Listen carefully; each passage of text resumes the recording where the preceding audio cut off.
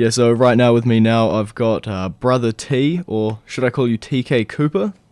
Yeah, going by TK Cooper now, so Okay. that's me. Yeah, for the fans who don't know who you are, could you describe yourself a little? Um, I am one of the newer members of the IPW roster.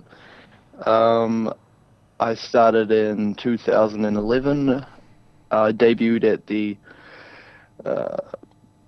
uh, the Eliminator, which is our annual over-the-top battle royal to win a IPW championship match. So it was pretty ideal, really. I thought I had a pretty good chance, but I got biffed out pretty early, so wasn't meant to be.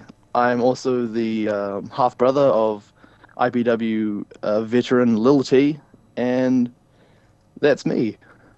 Okay. So you were recently over in England to wrestle for a promotion over there. How's that? That was a really cool experience. The promotion was LDN Wrestling, which is based in London, and they go all over the show. They pack out between, this is their words, they pack out between 50 to 2,000 people in the various places they set up shop, and yeah, it was really cool. Like all the guys are really cool. I had a couple cool matches. It was a great experience. Was it any different to wrestling over there than wrestling in New Zealand? Uh, yep, I think they're way more into their like um technical. Like they love all the sort of like wrist locks, hammer locks, that sort of stuff. And Yeah. you know, wrestling over here, we just like to beat the crap out of each other, just tooth and nail, fists up sort of stuff. So I wasn't really prepared, but I managed to duck into a training over there and pick up a few things. So hopefully, I can sort of apply a little bit of the British style and bring it back home to New Zealand. Okay. Have you had a favorite match or opponent? Um, yeah, I've had heaps. I in my rookie year, I faced James Shaw at a show called Extreme Measures, and it was, it was a lot closer than I guess people thought it should have been. I think there's footage of it somewhere, but if I could see that match again, I'd love to. Okay.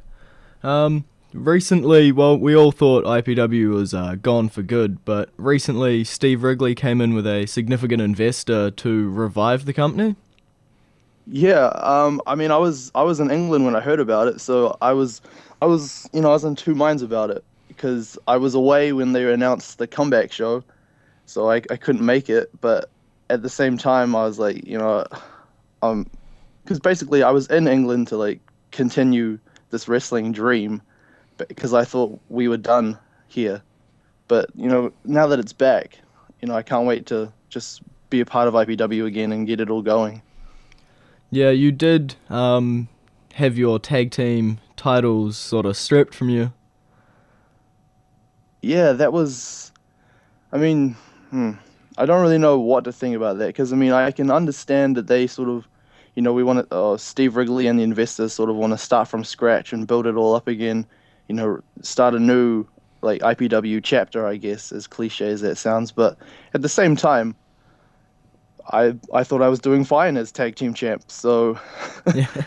um, yeah, I think you have a shot coming up this next show in the ranking match or something. yeah.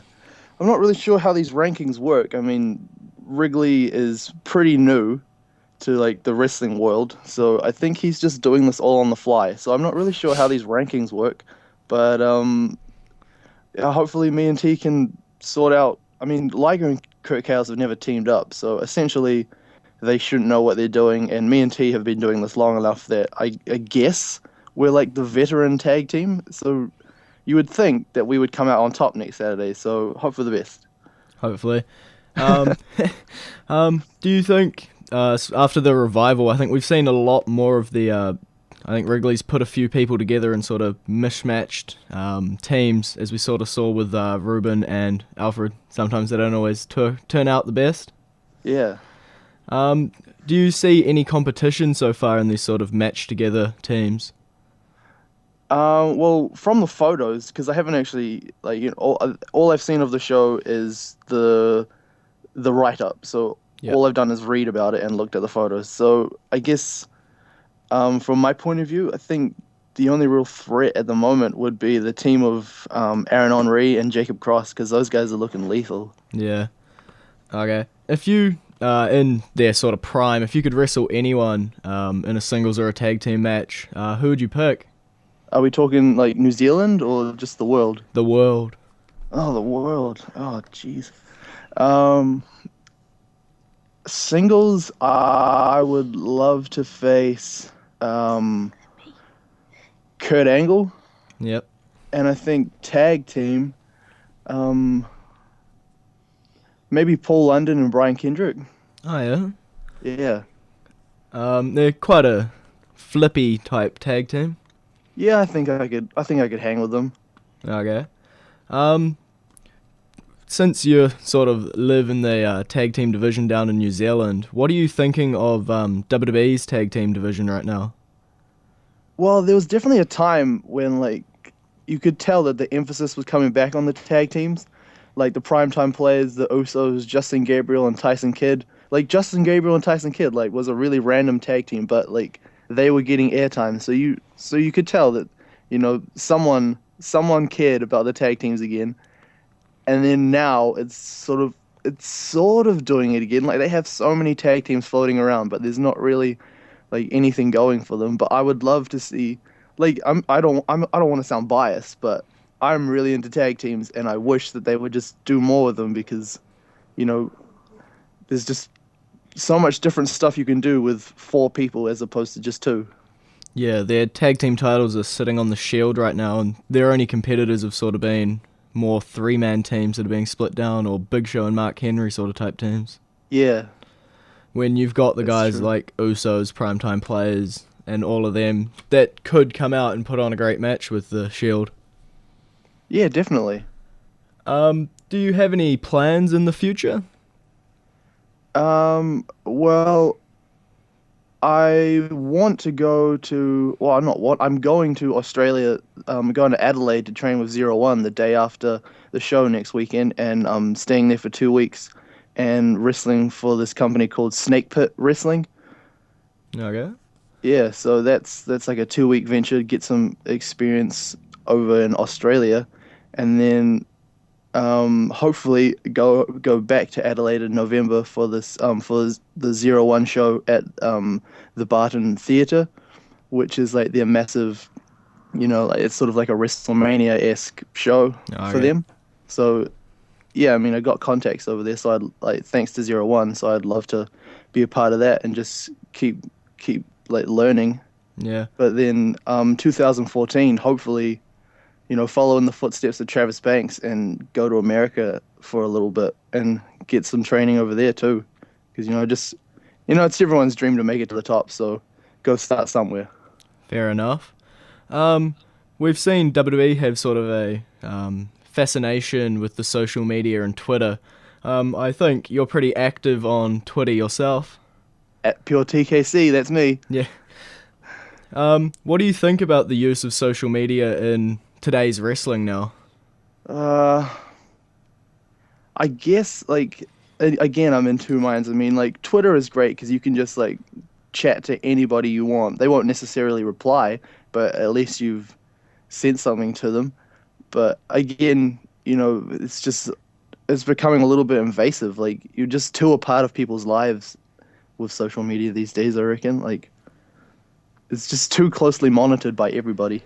Fair enough. And There's now, no, now the GCSB after that bill got passed. yeah, there's no privacy anywhere. Okay. But I mean, I don't mind. Oh, yeah. Do you watch TNA or?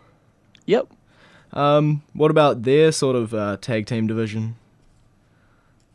Um, If you can sort of say they have one, but yeah, I don't want to be rude, but I can't think of anybody but Kaz and Daniels. pretty much. This is mind blank right now. Is it Chavo and Hernandez? I honestly have no idea who the champs are. Fair enough. That just sort of. Oh no, it's Gunner and James Storm. Oh, yep. They won that three. Wait, yep. Okay, it's all coming back. Yeah.